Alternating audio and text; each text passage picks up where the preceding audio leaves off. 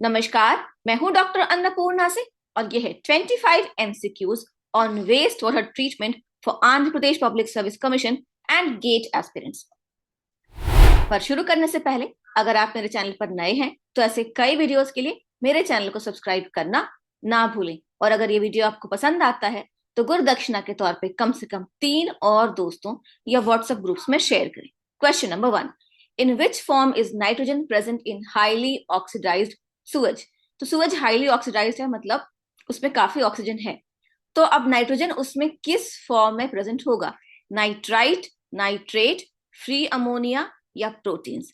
सही उत्तर है बी, नाइट्रेट, क्योंकि हाईली ऑक्सीडाइज्ड है मतलब उसमें ऑक्सीजन बहुत ज्यादा है, तो वो नाइट्रोजन को ऑक्सीडाइज करके जो हाईएस्ट ऑक्सीडेशन स्टेट है नाइट्रेट, नाइट्रोजन का नाइट्रेट, उसमें बदल देगा। ठीक है। Question 2, septic Suez contains nitrogen and is mostly in the form of. So septic sewage, what is septic sewage?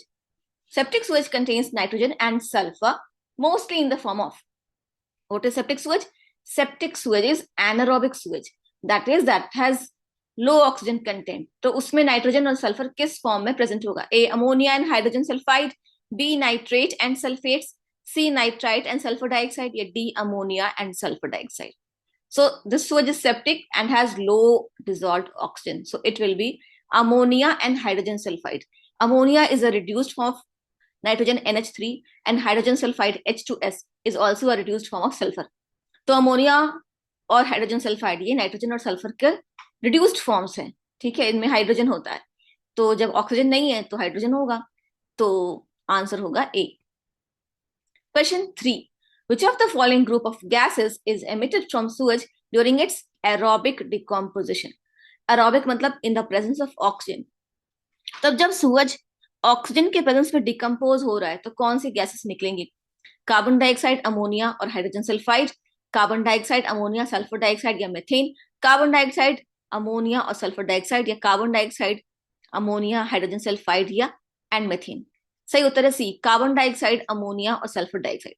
Carbon dioxide is the oxidised form of carbon, sulphur dioxide oxidised form of sulphur, और NH3 ammonia जो है वो हमेशा ही निकलता है क्योंकि protein होता है, तो प्रोटीन में नाइट्रोजन भी होता है, ऑक्सीजन भी होता है, हाइड्रोजन भी होता है, तो थोड़ा बहुत अमोनिया हमेशा ही निकलेगा। So little amount of ammonia will always be emitted from the sewage, but carbon and sulphur will be in their oxidized forms. So C is the correct answer. If you disagree, let me know in the comments below. Question number 4, what gases are evolved during anaerobic decomposition of sewage? अब sewage जब oxygen की absence में decompose कर रहा है anaerobic, तो कौन सी गैस निकलेगी? Ammonia, hydrogen sulphide, methane, carbon dioxide या carbon dioxide, ammonia, sulphur dioxide या नॉक्स, सल्फर डाइऑक्साइड और मीथेन या methane, NOx, sulphur dioxide and H2S। सही उत्तर है अमोनिया, हाइड्रोजन सल्फाइड, मीथेन और carbon dioxide. Ammonia reduced form of nitrogen, hydrogen sulphide reduced form of sulphur, methane reduced form of carbon and little bit of carbon dioxide. तो जब anaerobic decomposition होगा तो सारा ही hydrogenated gases, ammonia है, hydrogen sulphide है, methane है, ये सब निकलेगा और थोड़ा बहुत कार्बन डाइऑक्साइड भी निकलेगा। ठीक है। Question 5, fresh Suez is usually. अब फ्रेश सुएज यूजुअली क्या होता है? Slightly acidic, slightly alkaline, neutral, pH varies depending upon multiple factors. सही उत्तर है बी, स्लाइटली एल्कालाइन। और फ्रेश सुएज का जो पीएच होता है 7.5 to 9.5 होता है।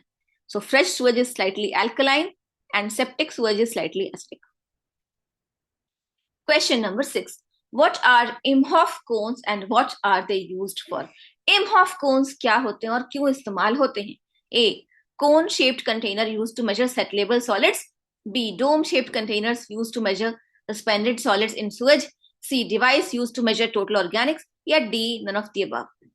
तो cone shaped Imhoff tanks होते हैं और जो इमहॉफ कोन्स होते हैं वो एक तरह का कोन शेप्ड कंटेनर होता है जो कि सेटलेबल सॉलिड्स को मेजर करने के काम में आता है। आंसर होगा ए। और मैं एक बार दिखा देती हूँ कि इमहॉफ कोन होता है क्या। ये देखिए, इसमें एक फिक्स्ड अमाउंट ऑफ सूएज डाला जाएगा और उसमें कुछ जो सेटलेबल सॉलिड्स होंगे सूएज में वो नीचे यहाँ पर सेटल होंगे, तो इनको मेजर कर लिया जाएगा, सेटलेबल सॉलिड्स का वॉल्यूम मेजर हो जाएगा टोटल सूएज में।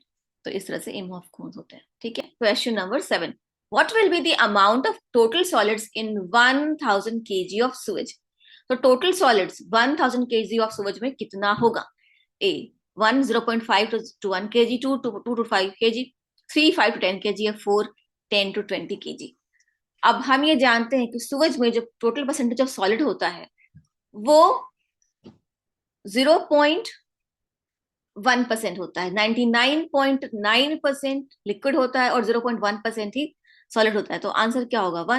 0.5 to 1 kg 1% होगा। तो 1000 kg का जो 1.1% होगा वो होगा 1 kg। तो ये मैक्सिमम होगा, और कभी कभी उससे भी कम सॉलिड हो सकते हैं, तो 0.5 to 1 kg ये सॉलिड का रेंज होगा। Answer is 1।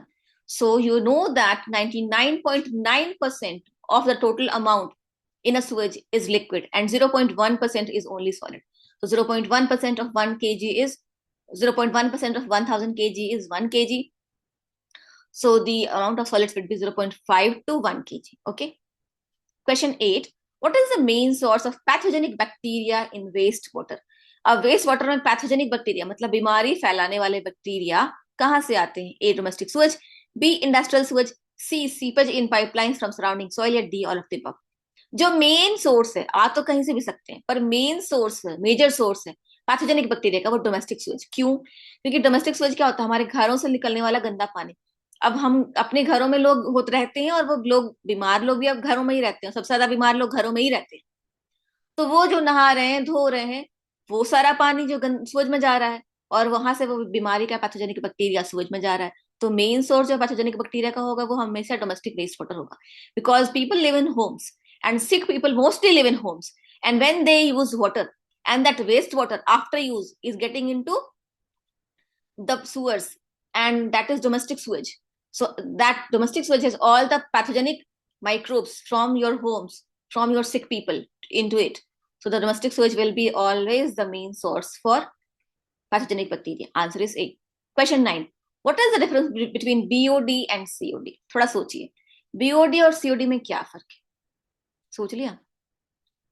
BOD is the oxygen required to oxidize biologically degradable organic matter, while COD, that is chemical oxygen demand, is the amount of oxygen required to oxidize both biologically active and inactive organic matter. जो organic matter microbes से या biologically नहीं break down हो पाता है, उसको भी COD में chemical oxygen demand में हम केमिकल्स की मदद से उसको भी ऑक्सीडाइज करते हैं। तो टोटल जो ऑर्गेनिक मैटर है, बायोडिग्रेडेबल और नॉन बायोडिग्रेडेबल दोनों का मिला के सीओडी होता है, जबकि बीओडी सिर्फ बायोडिग्रेडेबल ऑर्गेनिक मैटर को ही एस्टिमेट करता है। Question 10. What is the minimum amount of DO dissolved oxygen present in river और stream water to avoid loss of fish and aquatic life? तो मिनिमम डीओ कितना होना चाहिए नदी में, झील में, तालाब में, जिससे कि मछलियां वगैरह ना मरे? 4 ppm, 5 ppm, 8 ppm या 9 ppm? Now, if the DO is 8 ppm, it's perfect. It's 9 ppm, it's amazing. But the minimum DO that should be present to avoid loss of fish life would be 4 ppm. कम से कम 4 ppm होना चाहिए, ठीक है? Question 11. Which of the following are soluble organic chemicals in domestic wastewater? A. Carbohydrate, B. Protein, C. Lipids, या all of the above? Carbohydrate, protein and lipids. All of these are organic chemicals. ये तीनों organic chemicals हैं और तीनों ही soluble हो सकते हैं पानी में, अगर छोटे मॉलिक्यूल्स हैं तो, ठीक है? तो आंसर होगा D, all of the above. Question 12. Standard 5 day BOD is what percent of the total BOD? जो स्टैंडर्ड 5 डे बीओडी होता है वो टोटल बीओडी का कितना परसेंट होता है? क्योंकि 5 डेज में टोटल बीओडी नहीं निकाला जा सकता है। टोटल बीओडी निकालने के लिए कम से कम 20 दिन लग जाते हैं। 58%, 88%, 68% या 98%? सही उत्तर है सी, 68%। 68% मतलब मेजॉरिटी बीओडी 5 डेज में एस्टिमेट हो जाता है, वो जो बेसिकली कार्बोहाइड्रेट होता है। पर जो प्रोटीनाशियस बीओडी है, जो नाइट्रोजनस कंपाउंड्स हैं, उनको डिग्रेड होने में बहुत टाइम लगता है और वो 6 डे से डिग्रेड होना शुरू होते हैं। तो 6 डे से डिग्रेड होना शुरू होते हैं, तो उतना लंबा इंतजार नहीं कर सकते हम बीओडी एस्टिमेट करने के लिए, इसलिए हम 5 दिन में निकाल लेते हैं और वो 68% टोटल बीओडी होता है। Question 13. After incubating 3 milliliter of sewage sample diluted to 300 milliliter for 5 days at 20 degrees Celsius, the final DO is 1 milligram per liter and the depletion of oxygen is 2 milligram per liter. Calculate the BOD of this sewage. तो 3 ml सूरज है, उसको 300 ml कर दिया गया, तो कितना गुना dilute हुआ? 100 गुना dilute हुआ। डाइल्यूशन फैक्टर हुआ 100, और 5 दिन तक 20 डिग्री सेल्सियस पे निकाला गया फाइनल डीओ, मतलब कि BOD5। ठीक है, और फाइनल डीओ कितना है? 1 mg/L। और जो initial DO minus final DO, depletion of oxygen क्या होता है? इनिशियल डीओ जितना था और फाइनल डीओ जितना बचा, उसके बीच का जो डिफरेंस होता है वो होता है डिप्लीशन ऑफ ऑक्सीजन, वो होता है, और वो है 2 mg। तो BOD का फॉर्मूला क्या होता है? Initial DO minus final DO into dilution factor. तो इनिशियल डीओ क्या है? जो भी होगा आपको पता नहीं, लेकिन initial DO minus final DO 2 mg/L यहाँ पर दिया गया है। उसको डाइल्यूशन फैक्टर 100 है, 100 से इंटू कर देंगे तो आंसर कितना आएगा? 200। बहुत ही आसान क्वेश्चन है, मैं फिर से समझाती हूँ। 3 ml sewage was diluted to 300 ml, that is 100 times dilution. So that dilution factor is 100. ठीक है। Depletion of oxygen is 2 mg/L. Depletion of oxygen क्या होता है? Initial DO minus final DO is equal to 2 mg/L. Formula of BOD: initial DO minus final DO into dilution factor. So you have been given that initial DO minus final DO is 2 mg. So 2 mg into dilution factor, that is 100, is equal to 200. बहुत ही basic सवाल है और इस तरह से questions आ सकते हैं exam में। Question 14, what is the average per capita BOD5 of domestic Suez in an Indian city? Average per capita BOD5 domestic Suez का एक भारत के नॉर्मल शहर में कितना होता है? पर कैपिटा मतलब कितना होगा? पर कैपिटा मतलब पर पर्सन, तो 1 kg पर पर्सन पर डे, 0.08 kg पर पर्सन पर डे, 5 kg पर पर्सन पर डे, या 2 kg पर पर्सन पर डे। आंसर है 0.08 kg पर पर्सन पर डे। 0.08 kg मतलब 80 ग्राम हर आदमी हर दिन में BOD5 कंट्रीब्यूट करता है डोमेस्टिक सूएज में। क्वेश्चन 15, ये बहुत इंटरेस्टिंग क्वेश्चन है और बहुत ही सिंपल क्वेश्चन है, पर इस तरह से और complicated questions, graphical questions exam में जरूर आएंगे।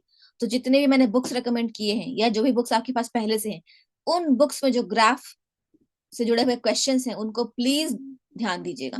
So graphical question, this is a simple one, but there could be many more complicated graphical questions on your exam. So pay attention to those graphical questions in the books that I have recommended or you already have. Question 15, which of the following best represents the BOD sag curve? अब BOD sag curve कैसा दिखता है? A, B, C या D? तो पहले A को देखते हैं। BOD sag curve में क्या होता है? पहले BOD ये मैक्सिमम होगा, फिर माइक्रोब्स एक्ट करेंगे, डिप्लीट होगा, डिप्लीट होगा, डिप्लीट होगा, डिप्लीट होगा। अब BOD डिप्लीट हो रहा है, डिप्लीट हो रहा है, डिप्लीट हो रहा है। BOD कम हो जाएगा और उसके बाद BOD कांस्टेंट हो जाएगा। BOD5 के बाद डिग्रेडेशन एकदम मिनिमल हो जाता है और जीरो कभी नहीं हो पाता है। ठीक है, तो आंसर होगा ए, ये BOD सैग कर्व ये इस तरह से होता है। ठीक है,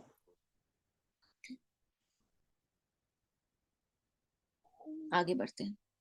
question 16, 2% of a sewage sample is incubated for the estimation of BOD5. 2% sewage sample को incubate किया गया BOD5 के estimation के लिए। The difference between final and initial DO is 10 mg/L. Calculate the BOD of the sample. Initial DO और final DO का difference आपको दिया गया है 10 mg/L. तो DO initial minus DO final is 10 mg/L. 2% of the sewage is incubated, मतलब कि 2 ml sewage है, 100 ml distil water up to mark में। ठीक है, मतलब 98 ml डिस्टिल वाटर ऐड कर दिया गया उसमें और 100% हो गया, तो 2%। अब आंसर क्या होगा? तो यहाँ देखिए 2% sewage means 2 ml of sewage plus 98 ml distil water, 2 ml diluted to 100 ml, hence the dilution factor is 50. DO depletion is equal to initial DO minus final DO is equal to 10 milligram per liter, और final BOD क्या होगा? Dilution factor into DO depletion, that is 50 into 10 is equal to 500 milligram per liter, और जो answer भी है। Question 17, a sewage pipe carrying a discharge of 2 cubic meters per second empties into a stream having 10 cubic meter per second flowing water. The DO of the stream is 8.4 parts per million. Calculate the final DO of the stream. ठीक है, इसका answer है B, answer है 7 milligram पर litre. इसको मैं आपको calculate करके दिखा देती हूँ, क्वेश्चन बहुत आसान है लेकिन फिर भी। Discharge from pipeline 2 cusecs, discharge in stream 10 cusecs, DO of the stream 8.4 ppm और DO ऑफ सूएज 0 ppm, क्योंकि सूएज में तो DO होगा नहीं, ना के बराबर होगा। तो तो कैसे पता चलेगा final DO? DO of stream plus DO of sewage by total volume, ठीक है। तो डीओ ऑफ स्ट्रीम कितना है? 8.4 मिलीग्राम पर लीटर, डीओ ऑफ सुएज 0, और divided by total volume of water कितना है? Discharge in stream plus discharge in pipeline, 10 plus 2 is 12, तो 8.4 plus 0 divided by 12 is equal to 7 ppm, और वही आंसर भी है। Question 18, compared to a sweet water stream or river, sea water has a 12% more DO, 20% less DO, 12% less DO, या none of the above? Correct answer is B, 20% less DO, क्योंकि sea water में salt बहुत ज्यादा घुला होता है, तो do उतना घुल नहीं पाता है। So DO, seawater already has a lot of salt. It is denser than sweet water, and the DO in seawater is 20% less. Question 19. The chemical reaction involved in the calculation of BOD is a second order reaction, first order reaction, third order reaction, या not yet known? Correct answer is B. First order reaction. A first order reaction is any reaction where the rate of reaction is dependent on the concentration of only one reactant. तो कोई भी ऐसा reaction जिसमें rate of reaction सिर्फ एक ही reactant के concentration पर depend करता है, वो होता है first order reaction.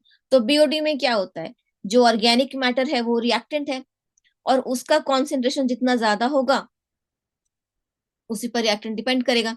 Organic matter और माइक्रोब्स उस पर एक्ट करते हैं, जितना ऑर्गेनिक मैटर होगा उतना माइक्रोब्स एक्ट करेगा। Question number 20, which two chemicals are used in the oxidation of organic matter for COD estimation? Chemical oxygen demand के एस्टिमेशन में कौन सा दो केमिकल्स का इस्तेमाल होता है? Potassium dichromate K2Cr2O7 plus H2SO4 sulphuric acid, potassium dichromate या हाइड्रोक्लोरिक एसिड, या EDTA और सल्फ्यूरिक एसिड, या नन ऑफ द अबव? सही उत्तर है K2Cr2O7 plus H2SO4। K2Cr2O7 is potassium dichromate और सल्फ्यूरिक एसिड, इन दोनों केमिकल्स के इस्तेमाल से सीओडी में ऑक्सीडेशन कराया जाता है ऑर्गेनिक केमिकल्स का, और वो सारे ऑर्गेनिक केमिकल्स जब ऑक्सीडाइज हो जाते हैं तो फिर उसको एस्टिमेशन किया जाता है टाइट्रेशन से। Question 21, what are sludge banks and where are they formed? Sludge banks क्या होते हैं और कहां पाए जाते हैं? A, layers of sludge deposited on the banks when untreated sewage is disposed in seas. जब समुद्र में सूएज को ठीक से ट्रीट नहीं किया जाता या टोटली अनट्रीटेड होता है, उसको डाल दिया जाता है, तो किनारियों पे वो जो है ना वो स्लज की लेयर्स बन जाती हैं, और वो कहते हैं, उनको कहते हैं स्लज बैंक्स। या फिर B, blankets of sludge formed in the middle of river water, कि नदी के बीच में स्लज का एक कंबल जैसा हो गया वो। C, blankets of sludge formed in lakes and ponds, या झीलों में और तालाबों में बीच में एक स्लज ब्लैंकेट फॉर्म हो गया, उसको कहते हैं, या नन ऑफ द अबव? तो इसका सही उत्तर है A, layers of sludge deposited on the banks, किनारियों पे, when untreated sewage is disposed in the sea. जब समुद्र में अनट्रीटेड सूएज डाला जाता है तो उसका जो स्लज है वो किनारियों पे आके गंदगी डिपॉजिट हो जाती है, उसको कहते हैं sludge banks. What is sewage sickness? Sewage sickness क्या होता है? A, clogging of pores of soil due to disposal of untreated sewage और sewage having a BOD more than 100 parts per million. B, when sewage turns septic anaerobic, it is called sick. C, when sewage is partly treated and disposed of in a water body, leading to severe contamination. या D, none of the above? Answer is A, clogging of pores of soil due to disposal of untreated sewage or sewage having a BOD more than 100 parts per million.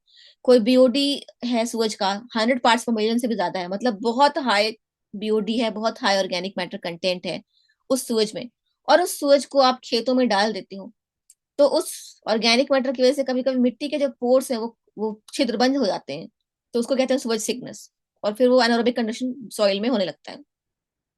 So sometimes when sewage which is not treated or partly treated and has a really high BOD of more than 100 parts per million, and that sewage is poured over the soil, and then that organic matter present in the sewage, it clogs the pores of the soil and leads to anaerobic condition in soil pores. That's called sewage sickness. Question 24. What type of bacteria are present in majority in sewage? Now, sewage has got all kinds of bacteria. There could be parasitic bacteria, there could be saprophytic bacteria, there could be pathogenic bacteria, and there could be anaerobic bacteria.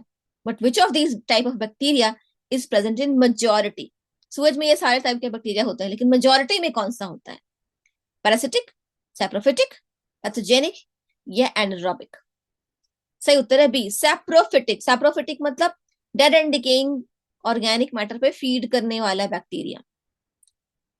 Question 25, what are sewage farming and sewage bulking? अब sewage farming और sewage bulking ये दो क्या चीजें होती हैं, क्योंकि इनसे क्वेश्चंस एग्जाम में आ जाते हैं ऐसे यूनिक टर्म्स पे। A. Sewage farming is the use of sewage for irrigation, while sewage bulking is the process of aerating sewage. B. Sewage farming is the use of sewage for irrigation, while sewage bulking is the phenomenon of growth of filamentous algae in raw sewage, causing the flotation of solids. Thus, the settlement of sludge in the sedimentation tank is hindered. C. Both A and B, or D, none of these. सही उत्तर है B. Suez farming क्या होता है कि सूरज की मदद से खेती, जिस सूरज का बीओडी 100 पार्ट्स पर मिलियन से कम होगा, उसको हम इरिगेशन के लिए यूज करेंगे, उससे प्लांट की बढ़वार भी अच्छी होगी, ऑर्गेनिक मैटर ऐड होगा, उसको सूरज फार्मिंग कहेंगे। पर सूरज बल्किंग क्या होता है? फिलामेंटस बैक्टीरिया, फिलामेंटस एल्गी क्या होता है वो आप सब जानते हैं। फिलामेंट्स होते हैं, लंबे लंबे एल्गी के धागे होते हैं।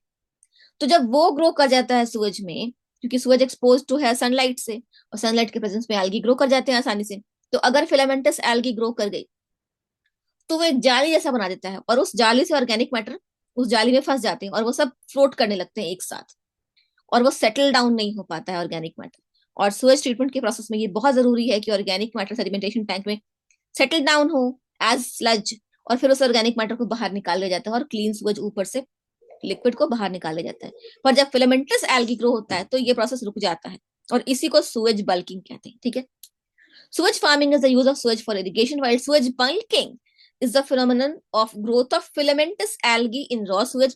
This filamentous algae kind of forms a net and floats on the surface. The organic matter sticks to this net, and the organic matter also floats on the surface and doesn't settle down, and this hinders sedimentation in the sedimentation tank. Okay, आज के लिए इतना ही। मिलती हूँ आपसे अगले practice test में। If you have any confusion, doubts or disagreements, please let me know in the comment box. Also check out the description box. There are more useful videos in the description box for you. और मैं अगले 1-2 हफ्ते में कोशिश करूंगी कि एक special video सभी Andhra Pradesh public service commission के जो एस्पिरेंट्स हैं उनके लिए लाऊं, तो उनके लिए टिप्स लाऊंगी कि आपको एग्जाम में किन किन बातों का ध्यान रखना है। धन्यवाद। जय हिंद, जय भारत।